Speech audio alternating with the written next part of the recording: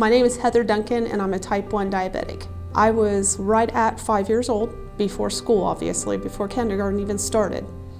And back then we were getting 5 or 6 shots a day. Every time you wanted to eat something, you had to get a shot. So I did that up until I was 40-ish, and then I finally got an insulin pump, and then it just injects it, so I don't have to do needles anymore. This pump is a lifesaver to me. It's so much easier.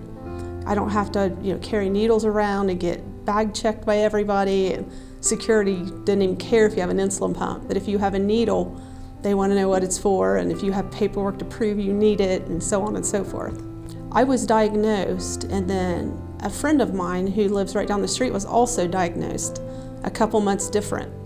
So all through school, starting in kindergarten, they would keep us together in the same class, and we would take care of each other. And you kind of grow up together. Val and I did. If she wanted to go do something, I was usually with her, or vice versa. We stuck pretty tight through school. The teachers didn't even know what diabetes was, so they couldn't help us or do anything. And then every afternoon, she and I got to go off to ourselves and get a little afternoon snack, and then we got to go out to second recess.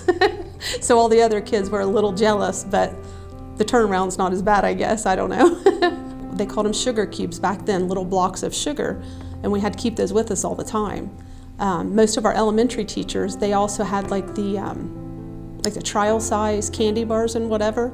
They had those in their desks. So if they thought maybe we were acting off a little bit, our personality had changed a little, they would just give us one. So we would always have something fairly close. And then junior high, everybody started playing sports and doing everything, but the two of us didn't. My friend Val and I didn't do that.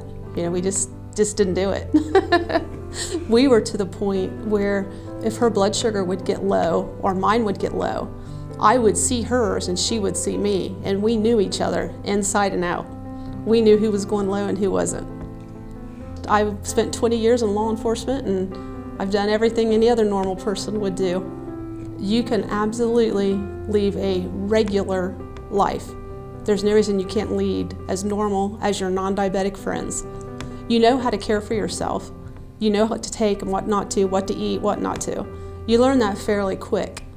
And your friends that are with you, if we would go out and eat, they knew what I would order. If I ordered, a Coke or a Pepsi, they knew my blood sugar was low. And then everybody just kind of helped and rallied around, so to speak, to help.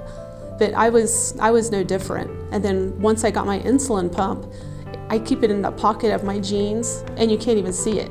So people now, they don't know me, and they don't know I have diabetes. But then they did, because you had to pull out your needles and your insulin and your blood meter and all your tools, so to speak, on the table before you ordered what you wanted to eat. So it's made a huge difference to me. If you have a friend that's a diabetic and you go out and eat, if I order a Pepsi, don't ask me why. It's obvious why. And that was something as a child, I hated it. They would say, oh, you're getting Pepsi, you're not allowed to have that. Well, I'm getting it because I need it. And to this day, if I get something and somebody says, oh, you're a diabetic, you can't have that, it still just goes right through me. It's like, I know my body, I know what I need. Let me be.